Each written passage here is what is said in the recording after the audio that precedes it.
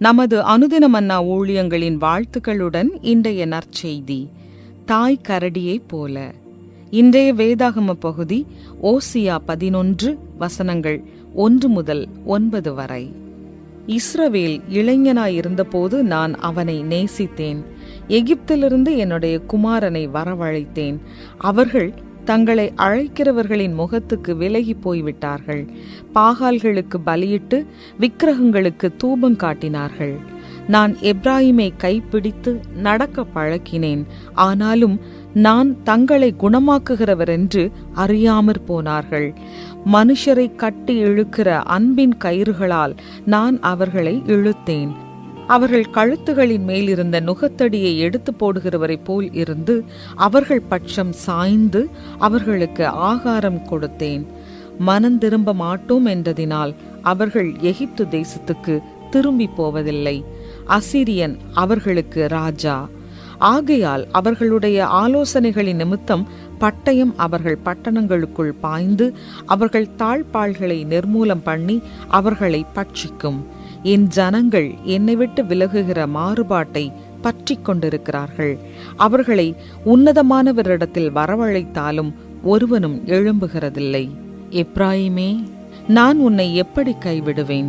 இஸ்ரவேலே, நான் உன்னை எப்படி ஒப்புக் கொடுப்பேன்? நான் உன்னை எப்படி ஆத்மாவை போலாக்குவேன்? உன்னை எப்படி செபோயிமை போல வைப்பேன்? என் இருதயம் எனக்குள் குழம்புகிறது. என் பரிதாபங்கள் ஏகமாய் பொங்குகிறது. என் உக்கிர கோபத்தின்படியே செய்ய மாட்டேன். எப்ராயிமை அழிக்கும்படி திரும்ப மாட்டேன். ஏனென்றால் நான் மனுஷன் அல்ல, தேவனாயிருக்கிறேன்.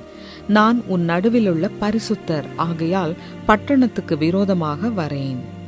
குறிப்பு வசனம்: குட்டிகளை பறிகொடுத்த கரடியைப் போல நான் அவர்களை எதிர்த்து அவர்கள் ஈரற்குலையை கிழித்து. ஓசியா 13:8. நான் எப்போதும் நாய்களுக்கு பயப்படுவேன். ஆனால் என்னுடைய சிறு வயதில் எங்கள் பக்கத்து வீட்டுக்காரர் ஒரு ஜெர்மன் ஷெப்பர்ட் நாயை வளர்த்து வந்தார். அந்த நாயை நான் மிகவும் நேசித்தேன். நான் அறிந்த மென்மையான நாய் அது. ஆனால் ஒரு நாள் அது என்னை கண்டதும் ஆக்ரோஷமாகி உருமியது. சத்தமிட்டு வீட்டிலுள்ள குறிப்பிட்ட ஒரு அறைக்குள் என்னை பிரவேசிக்க விடவில்லை. நான் பயந்ததைக் கண்டு என் பக்கத்து வீட்டுக்காரர் அந்த நாய் அப்போது குட்டிகள் போட்டிருப்பதாகவும் தன் குட்டிகளை பாதுகாக்க அப்படி நடந்து கொள்கிறது என்று விளக்கினார். ஓசியா 13:8 தனது குட்டிகளை தேடும் தாய் கரடியுடன் தேவன் தம்மை ஒப்பிடுகிறார். இது தேவ நீதியின் கடுமையான பிம்பம். தேவன் இஸ்ரவேல் மற்றும் எப்ராயிம் மீது கோபமடைந்தார். ஏனென்றால் அவர்கள் பெருமை கொண்டு தேவன் அவர்களுக்கு செய்த அனைத்தையும் மறந்தனர். தேவனை தங்கள் இரட்சகராக ஏற்றுக்கொள்வதற்கு பதிலாக அவர்கள் விக்கிரகங்களை வணங்கி அதிகமாய் பாவம் செய்தார்கள். மேலும் நரபலியையும் செலுத்தினர். இச்சூழலில் தேவன் குட்டிகளை பறிகொடுத்த கரடியைப் போல நான் அவர்களை எதிர்த்து அவர்கள் ஈரற்குலையை கிழித்து போடுவேன் என்றார். தேவன் தம்முடைய பாதுகாப்பில் உள்ளவர்களுக்காக வைராக்கியமாக இருக்கிறார். ஒரு தாய் கரடியைப் போல அவர் அவர்களை பாதுகாக்கிறார், உணவளிக்கிறார், பராமரிக்கிறார் மற்றும் வழி நடத்துகிறார். நாம் பலவீனமாகவும் பாதிக்கப்படக்கூடியவர்களாகவும் உணரும் போது நமக்கு ஏற்படும் அநீதிகளை தேவன் கவனிக்கிறார் என்பதில் உறுதியாக இருக்கலாம்.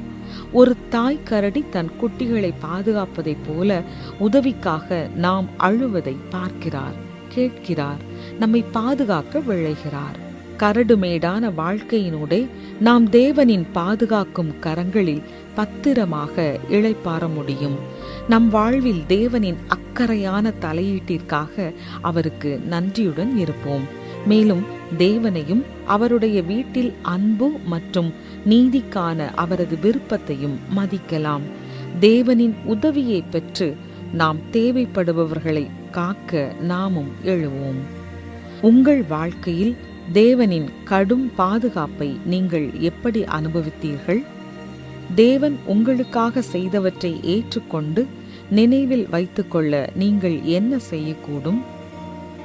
அன்பு தேவனே, ஒரு தாய் கரடியைப் போல என்னை வழி நடத்தி பாதுகாத்ததற்கு உமக்கு நன்றி. ஒவ்வொரு நாளும் உம்மை நினைவு கூறவும் கனப்படுத்தவும் எனக்கு உதவும். ஆமென்.